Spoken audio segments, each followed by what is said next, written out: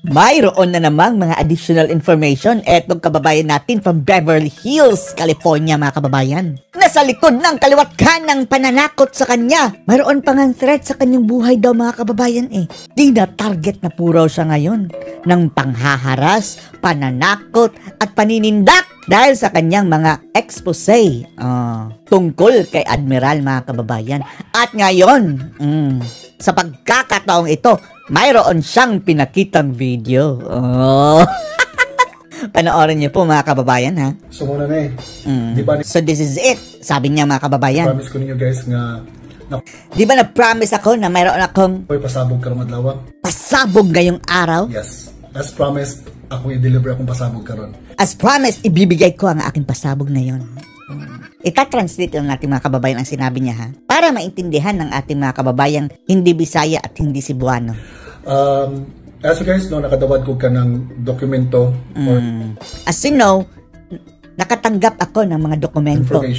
Information. The accounts of what had happened on March 8th, on a Saturday, ko itong nakita ng patay ng lawas si Paulo. Saturday pala, nakita yung bangkay mga kababayan.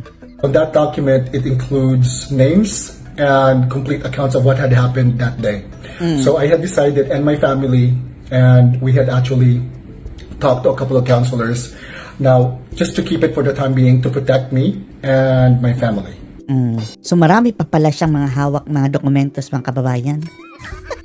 Hindi pa lang nila nilalabas dahil para mayroon silang alas. So mo na akong buhaton. However, that does not mean na ako nang itago niyong tanan. So So yan ang gagawin ko. Ikikip muna daw nila ang mga alas mga kababayan. Pero that doesn't mean na itatago na niya daw lahat. Kung hinahinayon og yabo, unti-unti niyang i-release mga kababayan. On what I know, okay? So before na ko nibuhato, nasa pa ipakita ninyo nga video.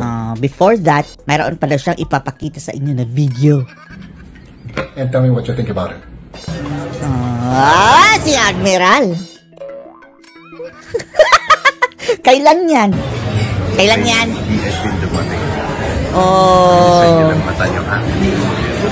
Ayan ang lakas palang kumain ni Madama ng kababayan Andyan din si Cristina Frasco. Andun si Juke Frasco. Yung sinasabing mga traidor sa mga Duterte mga kababayan. Grabe ang Admiral Lamon ng lamon. Nguya pa Mar. Katabi niya mga kababayan yung natsugi. Yun pala si Tangkong ko. Wow! Grabe. Lakas kumain. No wonder.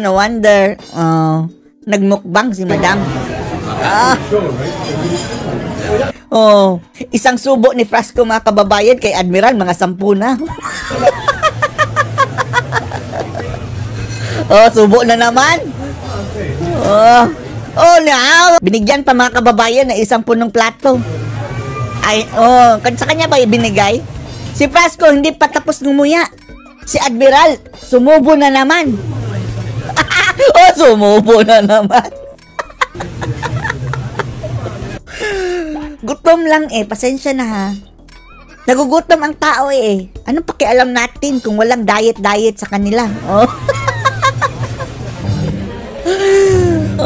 Ayun. Ayun Grabe. Yun talagang pagkasubo mga kababayan na ilalapit mo talaga ang mukha mo sa plato. Akala ba namin I'm so New York? Diba I'm so New York mga kababayan? Hindi ka talaga yuyuko para ganyan.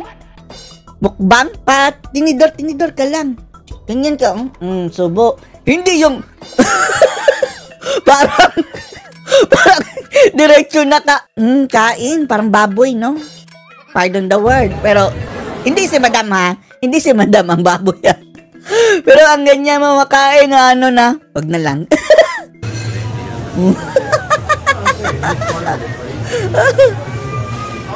Sige, lapang.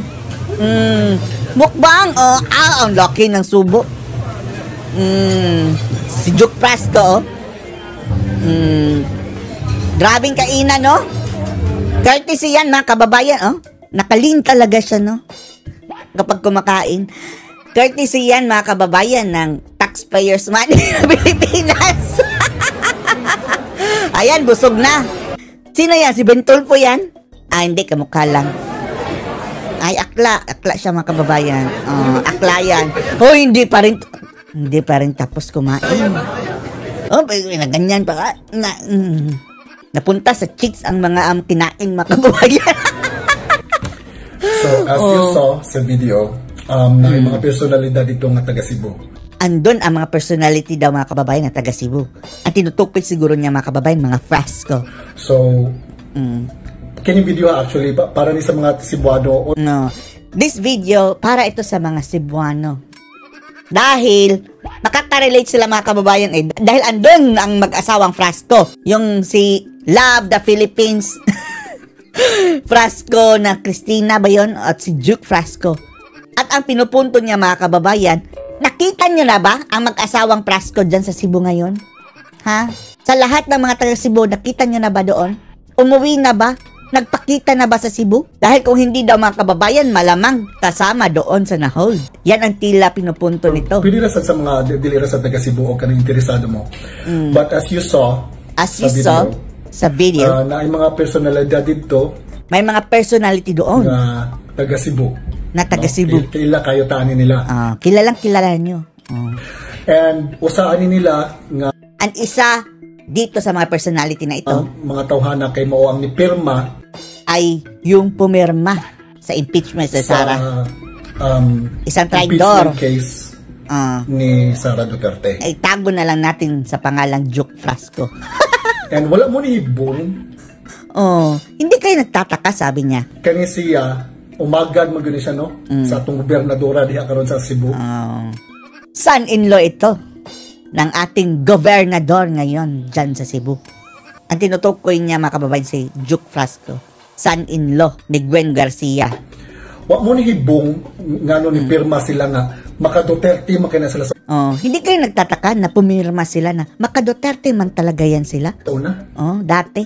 Di ba kusgan makita lang support ni Duterte sa una karon? Di ba ang lakas ng suporta nila sa mga Duterte dati? For some reason. And now, for some reason, nawala ang suporta. Bukal na kayo nga itong kanang gobernadora di aron sa Cebu nga musuporta gud kuno sila ni BBM. Vocal na ang ating gobernadora dyan sa Cebu. Nasusuporta nga daw sila kay BBM. And you wonder why? Now, karon, going back to the video. And now, going back to the video. Kana sila mga tawhana nga nakita niyo karon kay part na sila sa entourage. Yang nakikita nyo ngayon mga kababay is part po yan ng entourage doon sa USA kasama si Admiral. O mga bright mo, please catch up. If nakukuha nyo, catch up. Kana sila, yan sila. wa mo nahibong. Hindi kayo nagtataka? Na nagsugod naman untaw pangumpanya pero wala man ang mga tawhana ron sa pangumpanya. Di ba nag-uumpisa na nga ang pangangampanya pero hindi nyo sila nakikita sa pangangampanya? Taga Cebu sagot, nakita nyo na ba si Duke Frasco? Diyan sa lugar ninyo? Maski yan si Christina. Mo kabantay? Hindi nyo ba napapansin?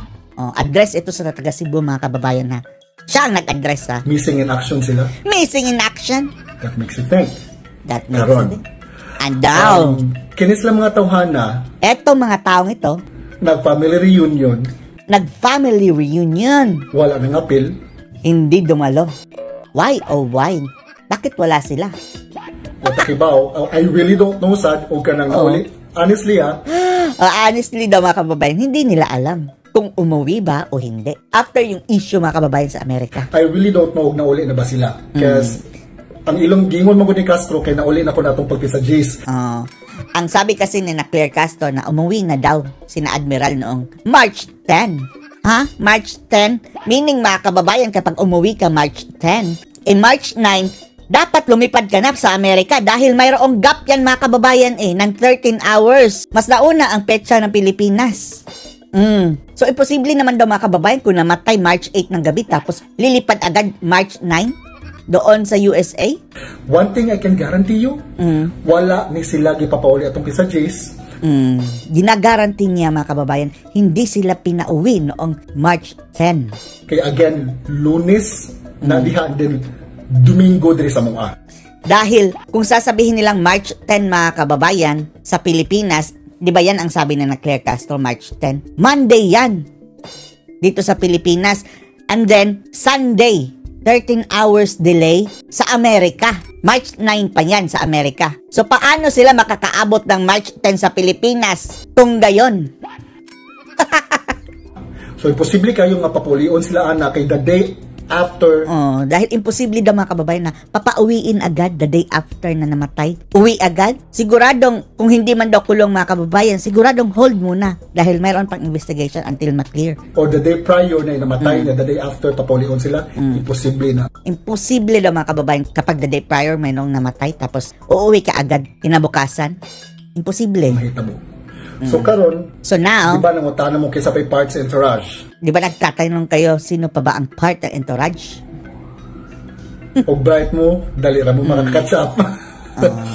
Wa mo hibong ano sila nagapil-apil sa kanang mga Hindi ba kayo nagtataka kung hindi sila sumali-sali pangumpanya karon? sa pangangampanya ngayon? O nga mga kababayan, no, si Admiral, puro picture lang ang nilabas.